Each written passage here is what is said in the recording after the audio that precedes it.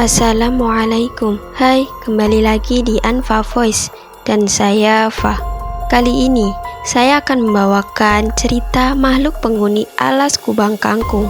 Ya, bagi kalian warga Cilacap, siapa yang tidak tahu alas Kubang Kangkung? Kawasan hutan yang menyimpan banyak kisah mistis dari para pengguna jalan di daerah tersebut. Sebelum kita lanjut ke ceritanya, silahkan subscribe dan klik like terlebih dahulu ya. Terima kasih.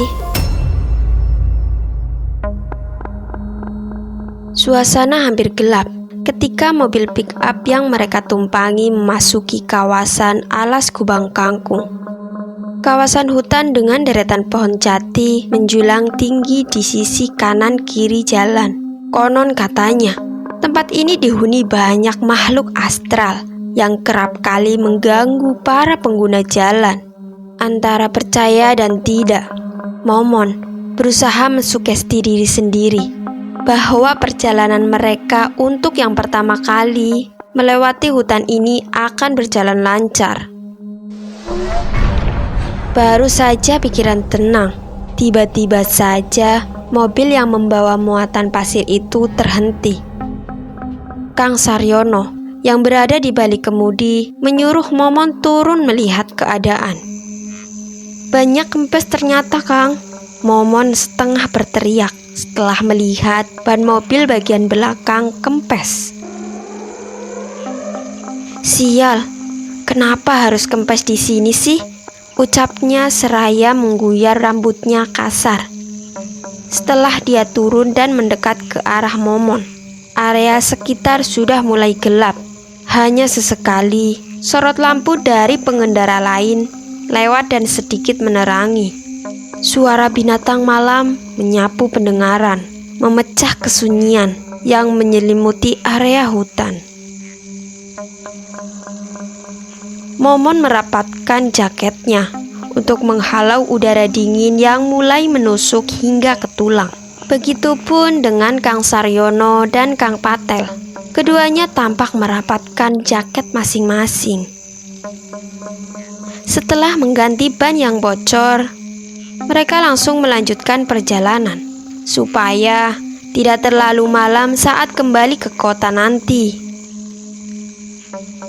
Mobil masih melaju dengan tenang, diiringi percakapan ringan membahas kuli baru yang kerjanya membuat mereka bertiga harus mengelus dada. Hingga tiba-tiba dari kejauhan nampak sesosok berbaju putih mengenakan caping, lambaikan tangan menghentikan kendaraan mereka, sementara tangan kirinya menenteng sesuatu entah apa. "Gak usah berhenti, Kang. Firasatku gak enak ini," Momon berkata lirih sambil tetap mengawasi sosok putih di depan sana. "Kasian gitu loh, Mon. Siapa tahu dia orang yang tersesat," ucap Kang Patel. Sementara Kang Saryono hanya mengangguk pelan, membenarkan ucapan saudaranya. Setelah terjadi perdebatan singkat, mereka memutuskan untuk berhenti. "Numpang sampai depan boleh ndak, Kang?" Sosok itu bertanya. Setelah mobil kami berhenti di depannya, Kang Saryono mengiyakan, lalu menyuruh sosok yang ternyata perempuan itu masuk ke dalam mobil. Akan tetapi, dia menolak dan memilih duduk di belakang. Apa dia tidak tahu jika di belakang itu berisi pasir? "Udah, mbaknya duduk di depan aja. Di belakang itu isinya pasir loh. Nanti badan sampean pada gatel. Aku biar di belakang sama Kang Patel. Ayo, Kang." Akhirnya, Momon memutuskan dan menarik tangan Kang Patel untuk turun. Bau busuk seketika menyeruak, menyapa indera penciuman. Manakala Momon membuka pintu mobil, perut bergejolak menahan rasa mual. Rasanya ada yang aneh dengan sosok yang kini telah duduk di sebelah Kang Saryono. Hawa dingin begitu terasa saat Momon berpapasan dengan tubuh itu. Sontak, Momon teringat cerita orang-orang yang pernah diganggu di kawasan hutan jati ini. "Sampean nyium bau bangkai enggak, Kang?" tanya Momon pada Kang Patel setelah mereka duduk di pinggir gunungan pasir. "Enggak, Mon. Malah ada bau-bau kembang melati ini." Kang Patel menoleh kanan kiri. Mereka berdua lantas melanjutkan percakapan untuk mengalihkan sedikit rasa takut dan khawatir yang mulai merayapi hati. Sepanjang jalan yang mereka lewati hanya pekat malam serta suara jangkrik membuat suasana begitu mencekam.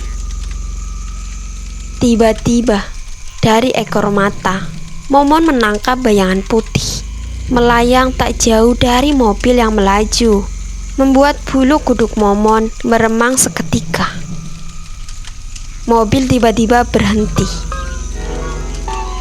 Momon pun menggedor sisi mobil dan sedikit berteriak memanggil Kang Saryono yang berada di balik kemudi.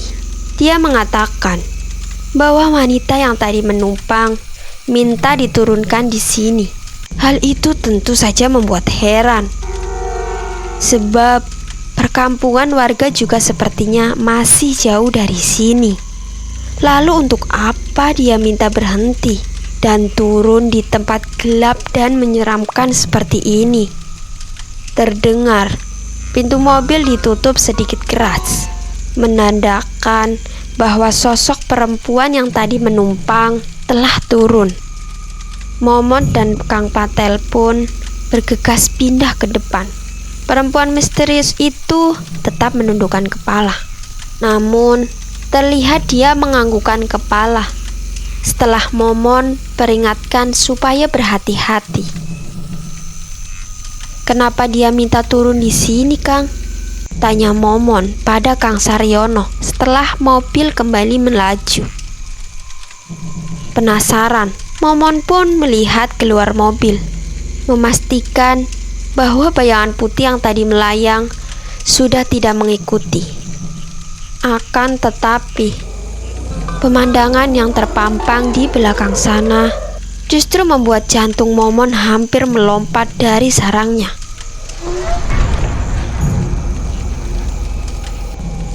Sontak, Momon langsung membalikkan badan dan fokus pada perjalanan, serta melupakan kejadian tadi yang menimpa mereka. Dan sejak kejadian itu, mereka tidak pernah mau lagi menerima penumpang asing seperti halnya malam itu. Selesai. Demikianlah cerita dari makhluk penghuni alas Kubang Kangkung. Terima kasih sudah mendengarkan sampai akhir ya. Tulis pendapat kalian dari cerita tadi di kolom komentar ya. Saya Fa undur diri. Sampai jumpa lagi di Anfa Voice berikutnya. Wassalamualaikum.